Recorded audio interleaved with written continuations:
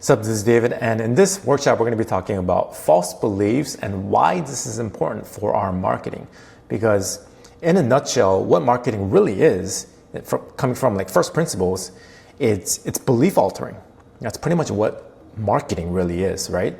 And so when we alter some of these old beliefs, it is just that much more easier to convert our prospects with our offer, okay?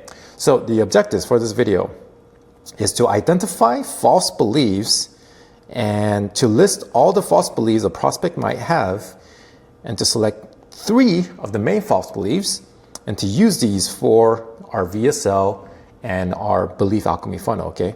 So we're gonna need these for the beliefs, we're gonna need these false beliefs for our VSL and our belief alchemy funnel, because our true goal in marketing is to identify false beliefs, false stories, doubts, and concerns that a prospect might have, and we're rewriting these stories in their minds, okay?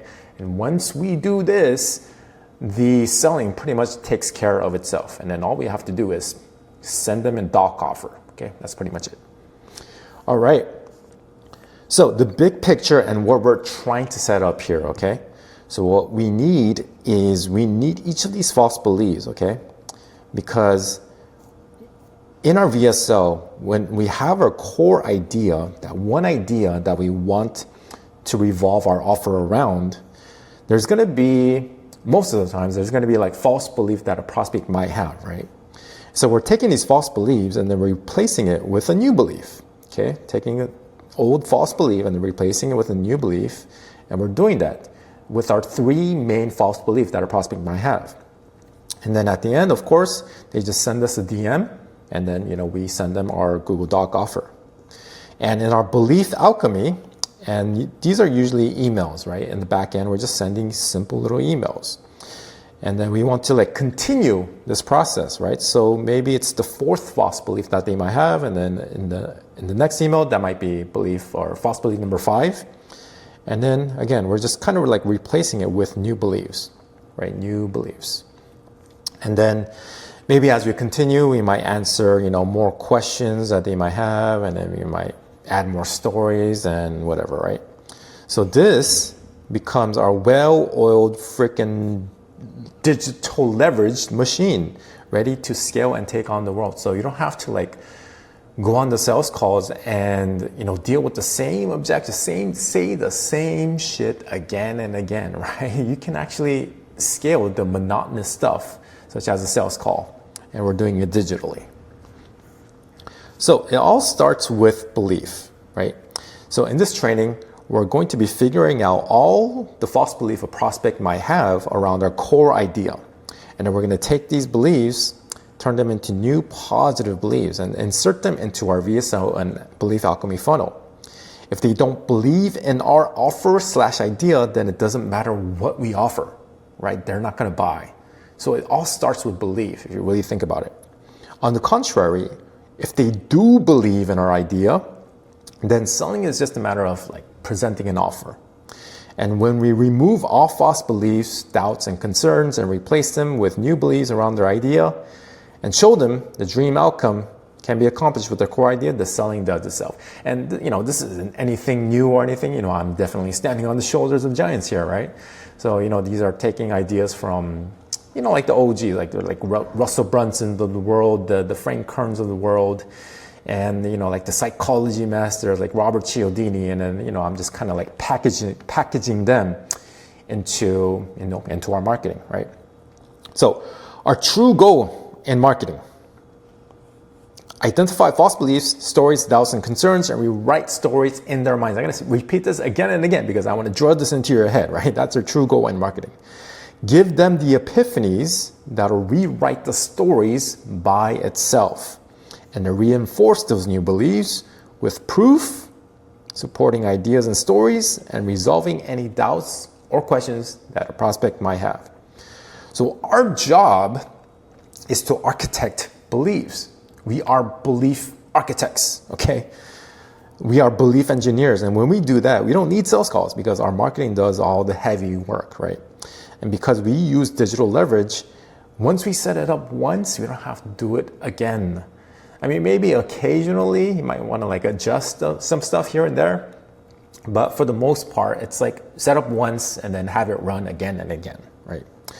So, and we also do this in the most authentic way possible. I'm not a big fan of being like the hard sell, like being like too salesy. Like I'm not a big fan, right? I just want to like, be authentic as possible and then, try to genuinely help them, right?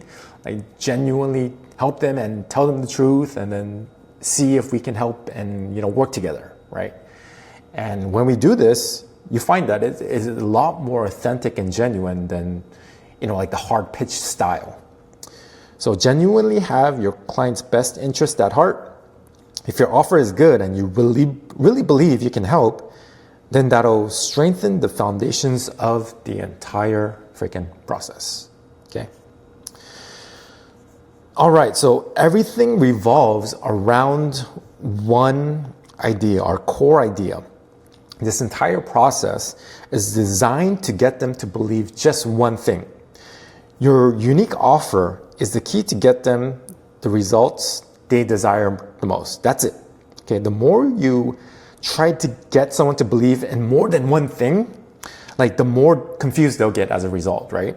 And I'm taking these ideas from like Russell Brunson and Jason Flatian, but paradoxically, the more offers and ideas that you present them with, paradoxically, the less belief you'll get, and the less sales you'll get because it's like so confusing, right? So Jason Flatian said, the idea is to have a single point of belief that your message is built around and that is emphasized over and over and over again from a variety of different angles. So like this whole series, this whole VSL and the Belief Alchemy series is to get them to believe in our one core idea, okay? At least for, the initially. Later on, you can present more ideas, but then initially just center around one idea at first, okay? So one core idea, and then we're just kind of supporting it with different epiphanies or different kind of stories that you might tell around that core idea. So here is a useful core idea phrase. So if the prospect believes that my one core idea is key to the desired result and is only attained through my unique frameworks, then it makes all other objections and concerns diminished or irrelevant, and they have to become my client. And I kind of got this idea from Russell Brunson. I'm just kind of using it towards, the coaching area. So here's an example, right? If the prospect believes that selling high-ticket coaching with Gdocs is the key to making tons of sales without doing the sales calls and is only attained through, my unique framework, which is I call it Freedom World, then it makes all other objections and concerns irrelevant and they have to become a client. Okay, so you're just kind of plugging in your kind of offer, your idea into the blanks here. So if the prospect believes, so this is an example for ClickFunnels, like Russell Brunson's one, right? The prospect believes that funnels are the key to online business success and is only attained through ClickFunnels, then it makes all other objections and concerns diminished or irrelevant and they have to become my client. So this is kind of I like to call it the center star idea, right? Because we have this one core idea here, and then we have other supporting ideas kind of revolving around this idea, right? Kind of reinforcing the main idea. So we have our one idea plus our three main false beliefs, okay? So we're gonna take our one main idea and then come up with three main objections or false belief our prospect has around it, okay? And we're gonna be turning those false beliefs into new beliefs by telling stories of epiphany moments, okay? And so it kind of looks something like this. So I drew up a graph here. So we have our core idea, and then we're kind of just removing some of our old false beliefs around around some of the old false beliefs that our prospect might have, right? So here's kind of an example. I'll give you more examples along the way. But like our core idea is maybe like, selling with Gdocs, right? And maybe like the false belief, maybe like they think that sales calls are a lot better. So we're replacing it with new beliefs. Like Gdocs are much more efficient and less time consuming than sales calls, right? And the new belief could be like, hey, Gdocs convert as much as sales calls and can be even more profitable. And then I kind of showed them like a visual, like side by side and doing the math and everything, right? Side by side comparison. And another benefit of Gdocs is flexibility, scalability, and profitability. You're kind of just coming up with ways on how can I, replace the old belief that a prospect may have with a new empowering belief into my new opportunity vehicle, right? So let me give you an example of like replacing some of these false beliefs. So example, again, is just Gdocs, right? And then that one idea, that core center star idea is replacing sales calls with Gdocs, right? So what we're gonna do is, let's say that the false belief is, hey, Gdocs isn't better than sales calls.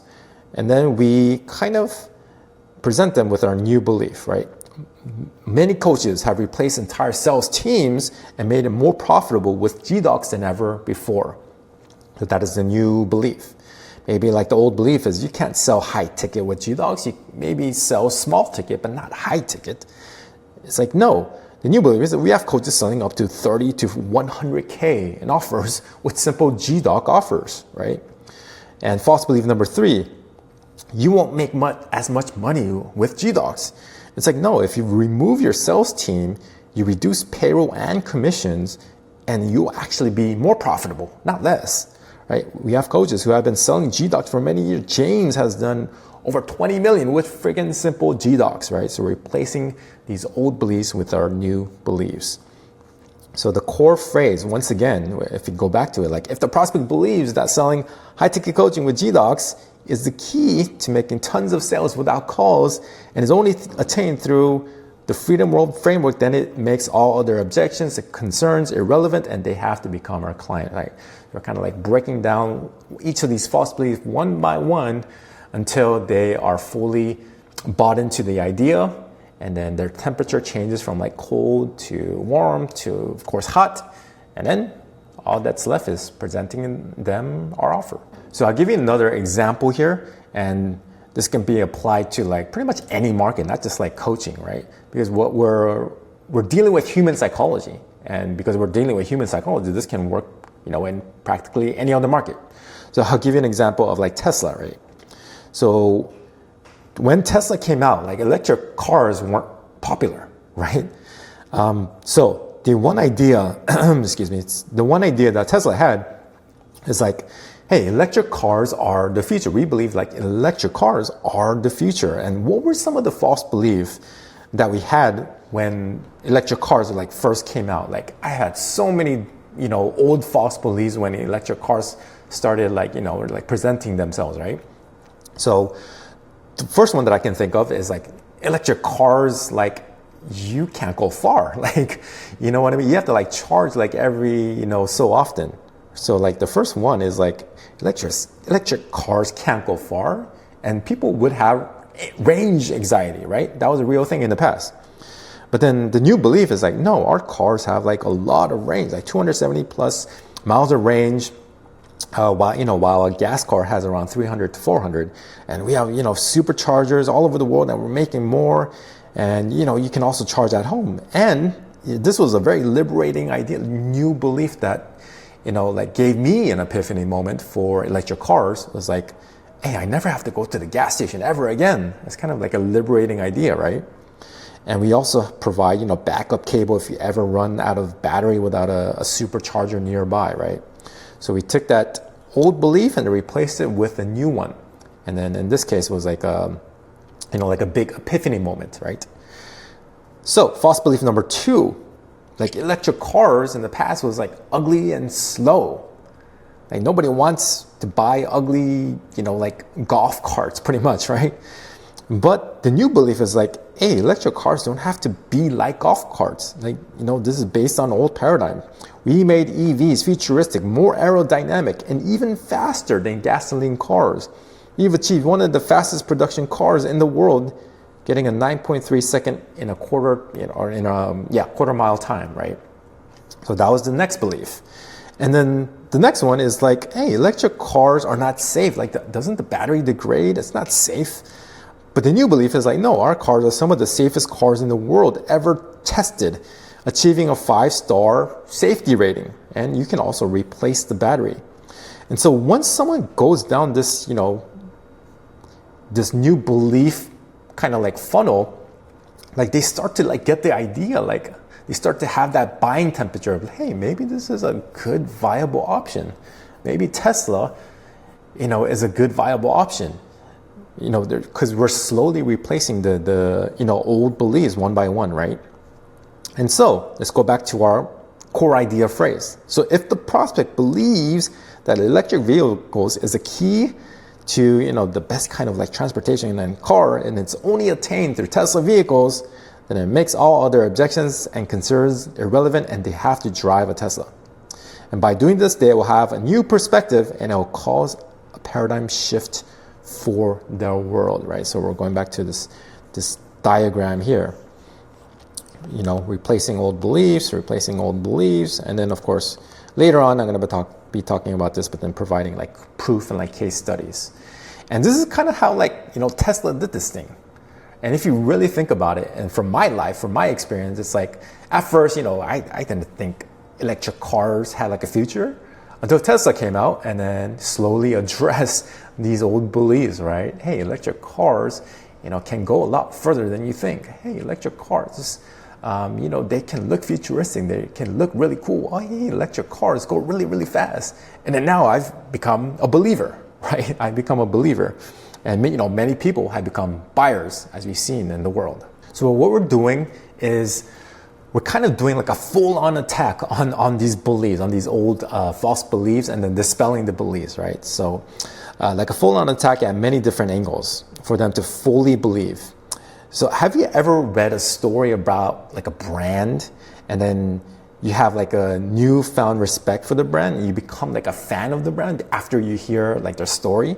So I'll give you an example of like my experience with like Nike, right? And it came from this book called Shoe Dog by Phil Knight. Amazing book, by the way, amazing. Like you didn't know the brand story at first, but then once you understood the history, the philosophy, the cause, it changes your belief, doesn't it? So that was kind of my experience when I was reading this book. Okay, I wasn't like the biggest like Nike fan, but then after reading it, I became like the biggest fan of Nike. Like it's kind of crazy. So in the beginning, Phil Knight made the shoes because he believed in running. Right? He believed if everyone ran, it will make their life better. And after learning about, the crazy story of like Nike's roller coaster ride that they had, like almost going bankrupt like half a dozen times, and then with all these like heroic people coming in to save, Nike's life, from people who believed in, the cause of Nike, like it really makes you respect the brand and the philosophy. And the crazy thing is right, after reading Shoe Dog, I even bought some Nike apparel. Like I actually went to the stores and I'm like, dude, I actually want to buy some apparel now, right? Because of the story, right? And it made me want to run. I'm not even a runner. It made me want to run. That's what it did. It altered my belief, right? And crazy part is, Phil Knight didn't sell me on anything. Like there was no pitching in the friggin' book. It was just a story. It was just like a memoir of his life and about how he built up the Nike brand, right? He didn't sell me on anything, but he sold me without selling me. That's what we're doing here, right? He got me to believe. He got me to believe in the story, the cause. And have you ever had watched like a video on like crypto, or it doesn't have to be crypto. It could be like anything really. And then like they were like so passionate and like so like into like the story of like the idea of like crypto or like Bitcoin. It makes you want to believe. It makes you want to invest in the stuff, right? That's what we're doing with our own offers and our own, coaching programs, right? So like I remember watching like crypto videos. Like there was like a video series, and it was going through like the history of like the Nakamoto consensus, and then decentralization. How fiat money is inflationary, and then you become like your own bank. There was like all these crazy theories of thermodynamics and game theory. Multiple different angles. It was like a full-on attack from multiple different angles, right? And then it got me to believe, like by the end of the series, I was like, God, how do I buy more Bitcoin? You know what I mean? So you barely do any selling. You let the beliefs do the work for you, okay? And then all that's left, again, it's just presenting them the offer.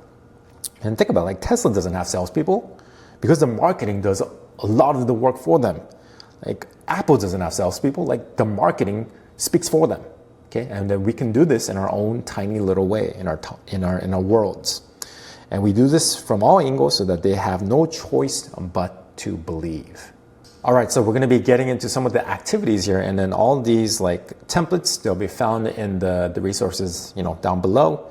And if you're watching this on YouTube, then you can find this in the school community. Click the link down below to join the community. So we're gonna become, belief alchemists, right? So we're taking our dream clients' false beliefs, doubts, concerns, questions, and we're listing all of them here, or as many as we can think of, okay? And with this exercise, you'll get a lot of clarity. You'll get a ton of clarity of why your offer isn't working. Maybe it's like a concern that you didn't address. Maybe it's a question that you didn't answer. Okay, so this can bring up a lot of clarity.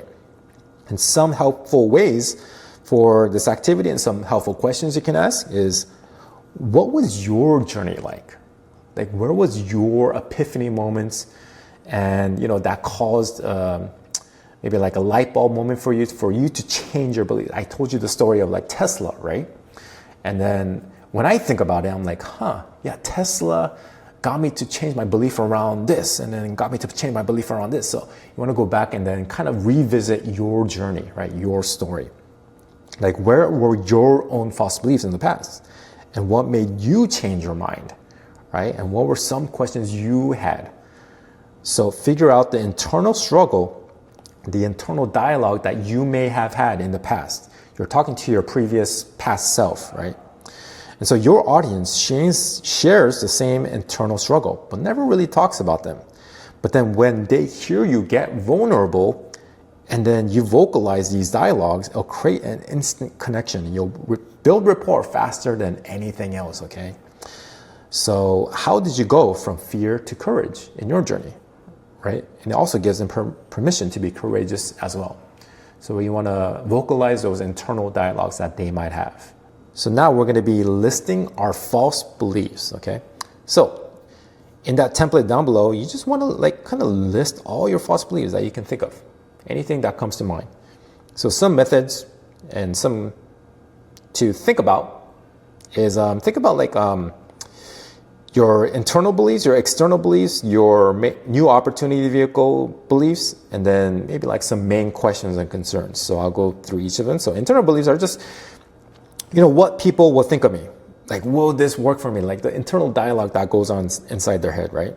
And then external belief could be like something that's outside of your control, right? Could be like, hey, the economy, the weather, something that's kind of like external.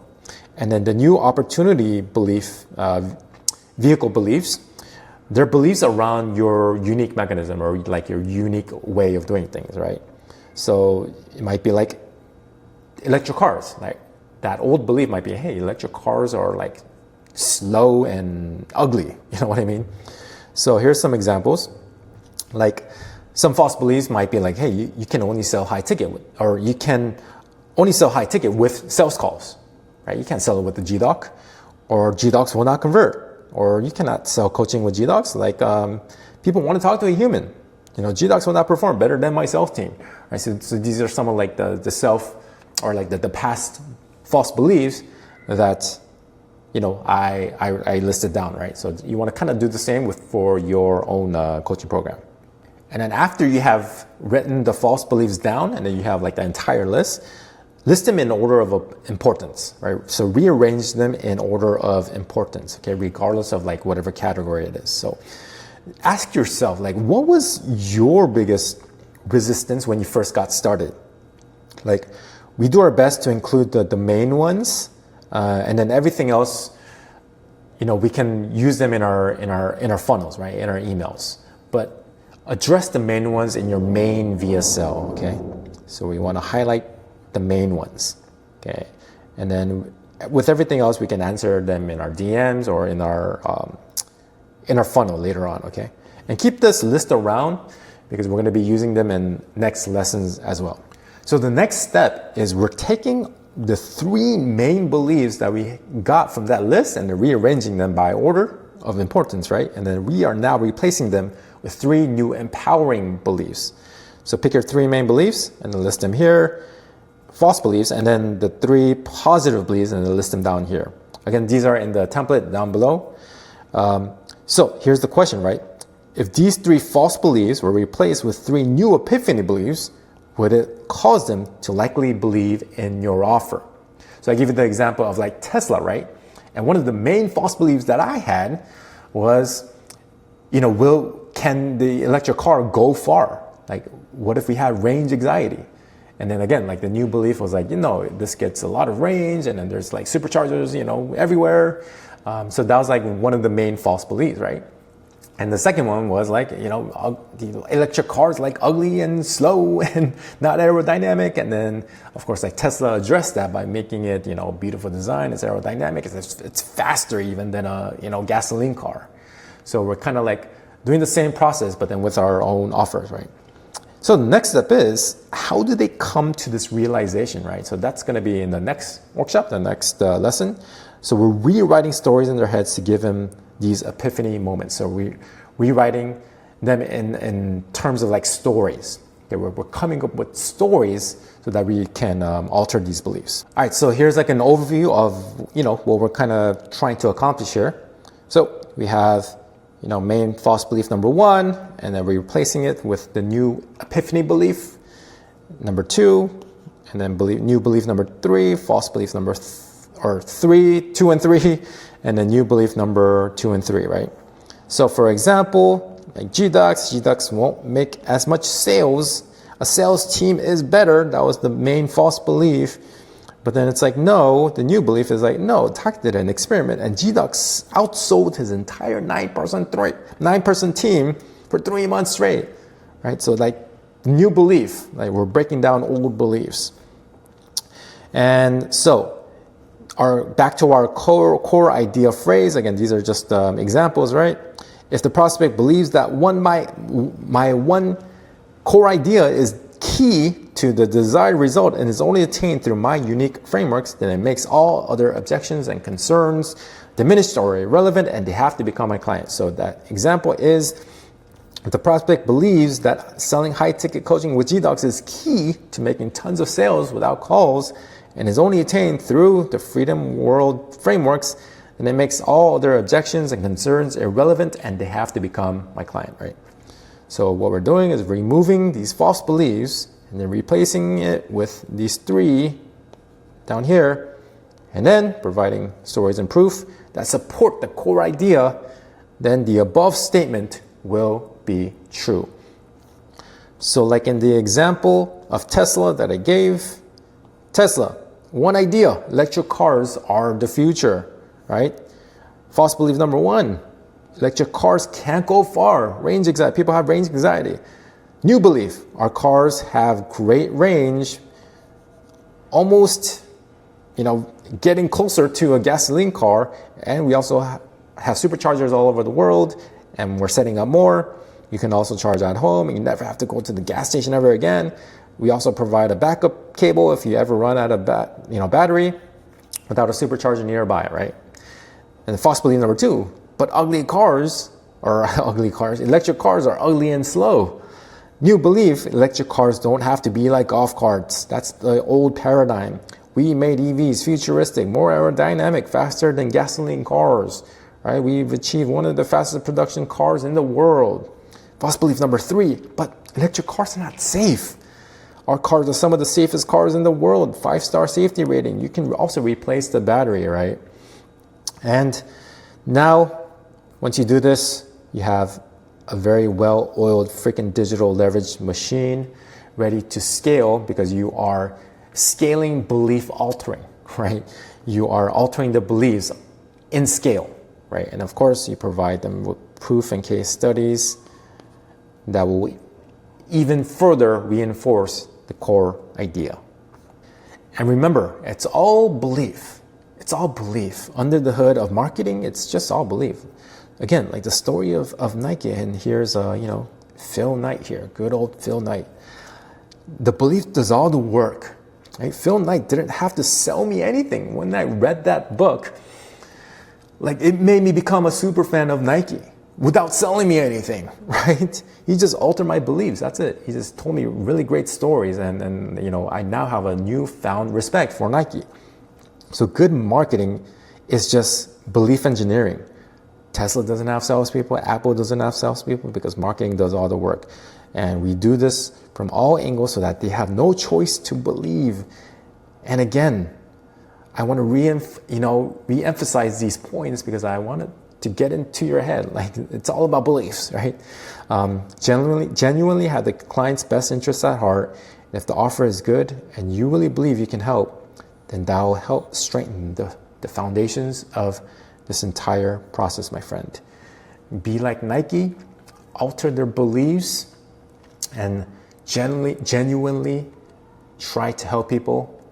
And then all that's left is like presenting them the offer. And if you're watching this on YouTube, and if you're enjoying this kind of stuff, please give a like and subscribe for more content like this. And if you want to join the community, please click the link down below, and I'll see you on the inside.